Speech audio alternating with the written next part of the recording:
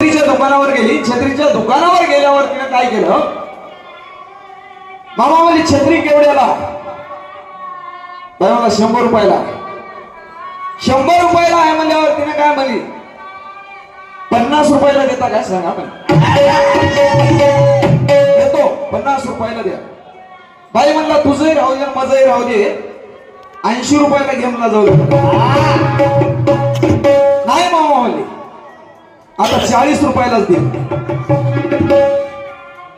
अजून बाई म्हणला अजून तुझंही राहू दे माझंही राहू दे, जाऊ दे मला 50 रुपयाला घेऊन टाक. नाही मामा म्हणले 25 रुपयाला देतो मला असते घेतो.